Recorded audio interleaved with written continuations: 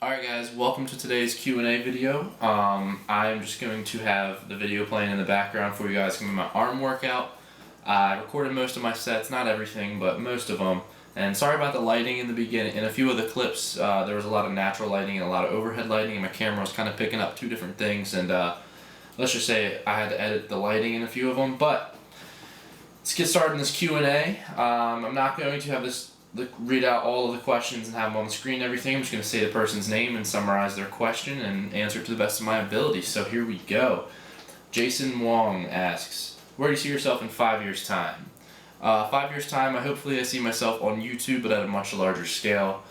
Still doing online training and everything like that, but at a much larger scale as well. Basically, everything I'm currently doing is what I want to be doing in 5 years, but just want to become more successful at it. More well known, and just have basically a higher following. That way I can connect to more people and eventually maybe make this my job. Hopefully within 5 years this could be my actual job, YouTube and online training. That's where I see myself, maybe even doing more things. And let's see, Joe Lee Fitness asks, are you in school right now? Any plans in the future? I'm not in school right now. I went to school for 1 semester, college that is, and I just really didn't see myself there. I was not focused. I could not really be happy because I knew no matter what, I'll be getting a degree I don't want and probably will never use, because I know exactly what I want to do, and I'm doing it right now, guys. So this is what I'm passionate about. Life's too short, in my opinion, to not do exactly what you want to do, regardless of how much money you will bring in. I believe strongly that you can choose how much money you want to make if you put in the work. So whatever it is in life, just make sure you're doing what you're doing. And as far as any plans in the future, basically the only way I would go back to school is if I want to really learn about some type of topic, whether it's maybe marketing or business or something. I might go and take a class, but I'll never get a degree or anything. I have no interest in it. I doubt I'll need it. Russo asks, basically is a pretty long question, so I'm just going to summarize it. Given his stats and everything, if I think he should eventually compete, or when do I think the best time is to start competing. When it comes to competing, guys, you really have to think if it's worth it. You have to sacrifice time that you might be spending putting on size. You have to sacrifice a lot, Since the start of my prep, I've slowly started hanging out with friends less, because there's a lot of temptation to hang out with friends. Yes, you can balance everything, but it's very difficult. It's very expensive to compete, so unless you have a really nice job or a lot of money sitting around, or parents or something that's willing to help you, basically you better have some extra money. Groceries are going to cost a ton of money. The competition costs, you have to pay for tanning, you have to pay for your shorts, you have to pay for the actual membership card, and to get an actual show there's another fee. So there's tons of fees and tons of things to pay for, so it does cost a lot of money, and all of that for really nothing, guys. No matter what, when you win a competition, you don't get that much money, if any.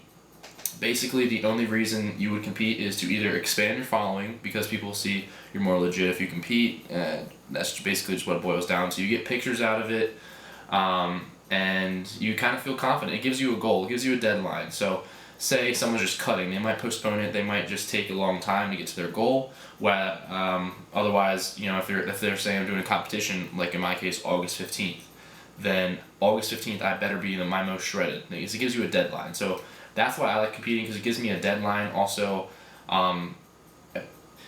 the best thing I've ever heard anyone say is, if you're on the edge about competing, thinking about it, not doing it, if you're on the edge about competing, considering it, wondering if you should, then you probably shouldn't. Even though it doesn't seem like it'd be that much different from regular diet, there's much more that goes into it, especially the higher up you go, level-wise. You probably should not compete if you're even considering not doing it. You should know for a fact you're ready to compete when you want to compete. However, if you do decide to, I would definitely suggest competing in a natural federation first, because there's a lot less audience. There's not as much publicity in natural bodybuilding, unfortunately, and it would definitely help with stage presence and confidence. That's what I did last year. I didn't really care about my placement. I really just wanted to get down the stage presence and everything. I did place 3rd, which was pretty surprising. But my best thing to do is, for you, Russo, I believe you're around my age, 18, maybe 17 or 19 or something, but you should really think about, if you want to compete, think about what your goals are, because it will take time away from everything else you do in life, and you have to ask yourself if you want your channel to be geared more towards following a journey towards a competition, or if you want someone to follow you for really you. Even though obviously you can have a combination of those things, you have to decide. It's going to change a lot about yourself and about how people see you, and it's definitely it's definitely a different, it's a good thing to get into, but I wouldn't really recommend it if you're kind of not sure if you want to. Make sure you're very sure that you want to compete, and whether it's going to take you more size to be more confident about it, then put on that extra size. Gain another 5, 6, 7 pounds of lean muscle the next year, and then decide eventually. But at the end of the day, you're going to work your ass off and you're not going to get rewarded much. It's really just a thing that you kind of have to love.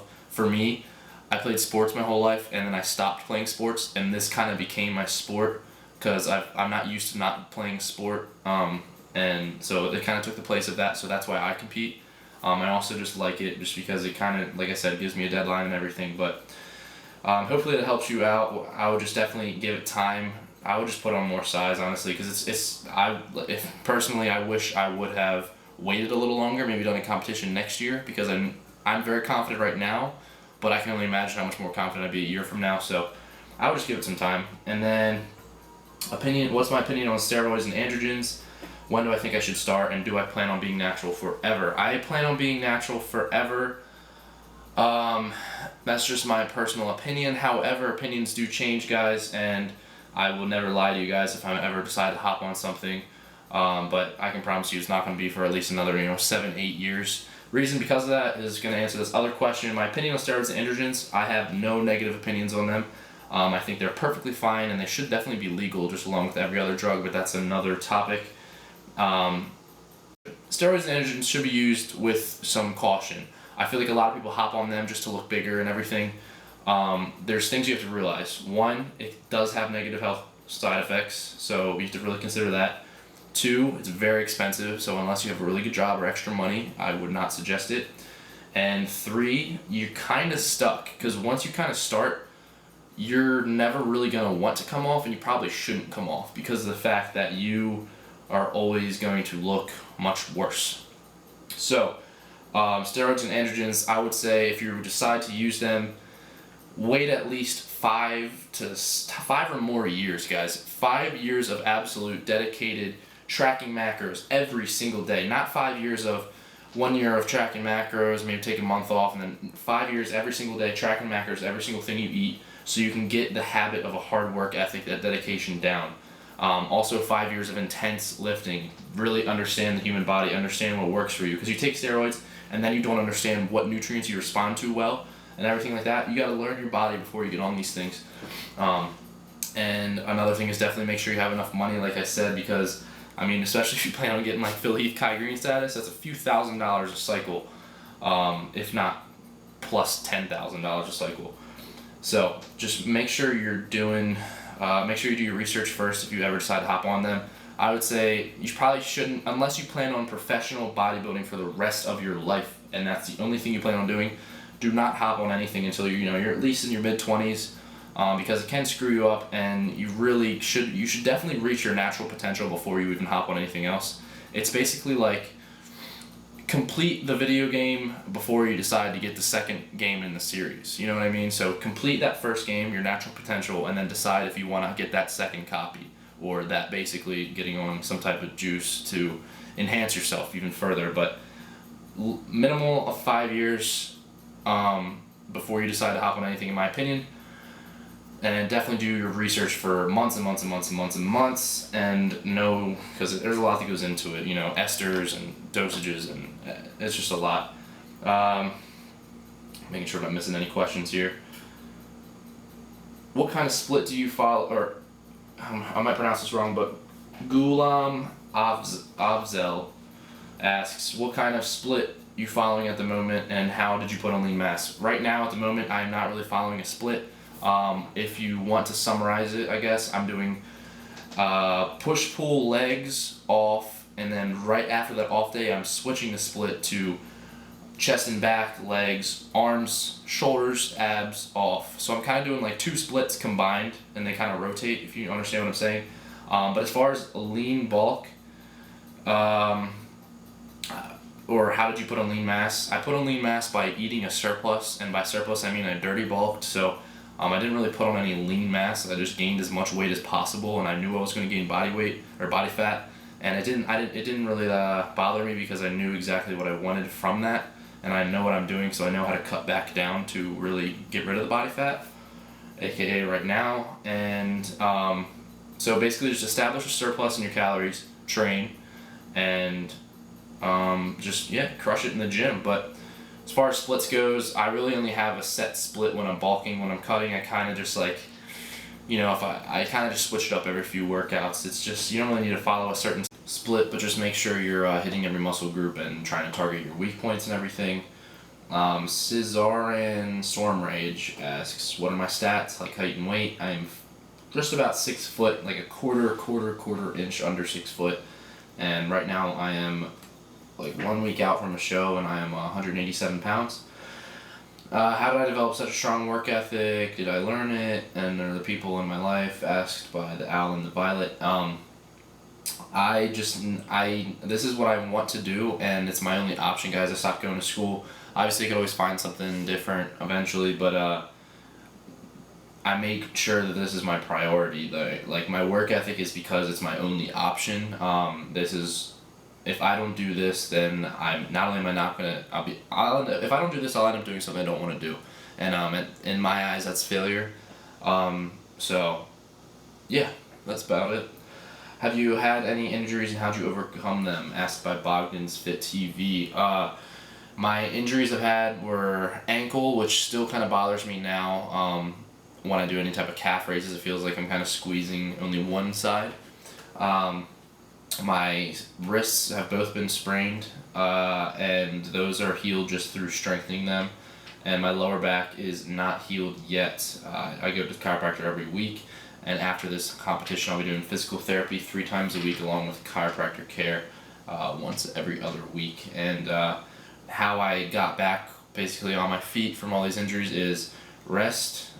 Whether it's, it sucks to rest, but you kind of have to do it. And just like what I'm about to do, physical therapy and going to the chiropractor, depending on what it is crucial. And just make sure, you're eating enough to kind of like make sure you're recovering efficiently, because if you're in a deficit, you're not going to recover as fast as you would if you were in a surplus. But just time and doing what you can as far as like physical therapy will always help. Brian Lewis asks, how and where did you first begin to work out and decide to change your life? I originally just wanted abs. I just wanted to be leaner so I could feel more confident. And once I reached that point where I had abs, I just couldn't stop. I wanted to get bigger. I wanted everything, and I feel like that happens to a lot of people. And so I just made the change and decided to take it on for the rest of my life. So that's pretty much how it happened. And that was about 1.5 years ago, or like almost 2 years ago, when I was in high school. And the Owl and the Violet also asks, do you have any opinions on supplements, natural versus more processed, etc.? What does some of them work? Is it worth it? So basically with supplements, the more natural they are, the better. But however, if they're processed, it's really not going to matter, guys. At the end of the day, the whole process versus natural thing, like sweeteners and all that kind of stuff, I think I've always told everyone is, you are most likely going to breathe in worse stuff when you walk outside of your house just by breathing outside air. There's going to be a lot of stuff in there, but you have no control over that, because why? You have to breathe. I would say that supplements, don't really worry about if they're natural and processed. Just worry about the fact that, are you taking anything you actually need, or is it helping you at all? The basic supplement-wise that I would recommend everyone should have is a multivitamin, some sort of fish oil or omega. You can make sure you have some protein powders, because it makes it easier to hit your protein goal. However, it's not necessary. It's definitely going to make it a lot easier on yourself. If you even consider that a supplement, it's kind of just like food. And also, the only other thing I would recommend that's the closest to necessary, depending on your heart issues and family history and everything, pre-workout. because in my eyes, pre-workout's very close to necessary. It's going to give you a better workout, which is going to make sure you're getting closer to your goals. So I don't really understand why anyone that could take a pre-workout isn't. However, obviously you can overdo it. Don't take any more than you need, and take a week off every once in a while from it. But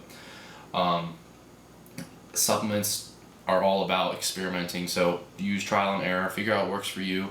I always stick with similar companies. And then once I figure out what products work well for me, I buy them in individual ingredients. So like Cellucor, for example, which is what I'm affiliated with, I've tried all their supplements, and I've literally had good effects on all of them. And I'm not just saying that.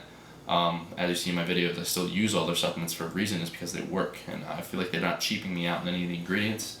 And I looked up the research behind a lot of them, and it does add up. So I took basically the ingredients that work from them, most of them at least, and bought them individually. That way I could take higher amounts now that I'm adjusted to them. So what I would do is take the basics: multi-fish oil, protein powder, and whatever else you need, and then experiment. You want to try a fat burner? Try some type of fat burner or thermogenic. You want to try a test booster? Try a test booster. You want to try something else? Try something else. Just experiment, figure out what works, figure out what doesn't work, and build your knowledge from there. Like the Good Style asks, what are your future goals in terms of YouTube and other social media? What is the hardest for you living on your own, and what do I do besides YouTube? So, future goals is basically what I already said, guys, 5-year plan, everything I'm already doing and more on a much higher scale. So just advancing my following and connecting with more of you guys on a larger basis, and doing everything I can now to make sure that happens. What was the hardest for you living on your own? Dishes and laundry. I procrastinate the most on doing the dishes and doing my laundry. I do them obviously, but it just takes me a while to. It's just time. I feel like when I do that, I'm like wasting time. It's just a mental thing. What do I do besides YouTube? I work in sales for a few different things, but basically sales jobs are easy for me because I don't have a degree and I don't plan on getting one, so I can work full time and make really good money for my age by working in some type of sales that's commission based. So technology is a good thing to get into sales wise. By the way. And DMP Fitness asks thoughts on a ketogenic diet at a young age. Ketogenic diet, for those that don't know, is when you kind of, in basic summarization, not even going to go that deep into it, is when you try to switch your body's natural response on energy from carbs to fat. So naturally your body's going to respond to carbs as fuel. This diet is a higher fat, lower carb, so over time your body responds better energy-wise to fat. This diet is awesome, guys. I wouldn't say don't try it, but the fact that it's not a very sustainable thing to do for the rest of your life isn't ideal. You want to try to find something that's sustainable, so that's why I do flexible dieting, and if it fits your macros, you can sustain a ketogenic diet for the rest of your life. It's just going to be a little harder, and not as convenient, but it's pretty cool. It's very anabolic, so if you're using it while you're bulking, you're probably going to gain a ton of size, and even on a deficit, your strength will probably be through the roof. So it's awesome to do, but you probably can't do it for a very long time. So what I would do is just try the natural, if it fits your macro, flexible, just diet flexibly, eat very clean, just practice flexible dieting, and then, maybe you want to try it for a month, see how it goes. But I would say the young age thing doesn't really matter at all. But then again, because of the fact that you're a younger age, it would require you to not really have to do something like that. Because of the fact that you'll probably still respond very well to just about anything you do, because if you're 15, 18 years old, odds are you haven't been in the gym for that long, maybe a year, 2 years. But that's my take on that. Try it, see how you like it. Everyone responds to everything differently. It's definitely a good, as far as something that ends in the word diet, I'm usually a big not fan of those because it means it's from point A to point B and it doesn't really show you a lifestyle. That's probably the best one out of that group. Will H asks, right-handed or left-handed? Right-handed. Car I drive. Really beat up 2002 Chevy Cavalier. I've had the car for over a year. Just driving it to the ground, if you know what I mean. Basically just driving it till I can't drive it anymore. Probably sell it to the junkyard or something, and then I'm going to invest and buy a secret car. It's like, no, I'll probably, there's 3 cars I really want to buy, and I can buy them. I'm just still waiting.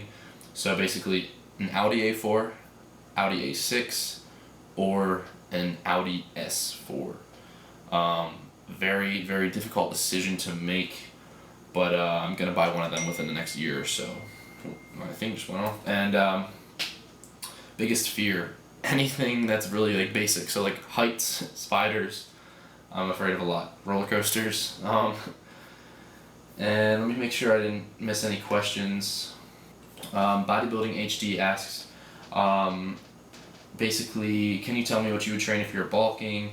Monday, Tuesday, etc. I need tips. I work out 7 days a week. I'm not sore.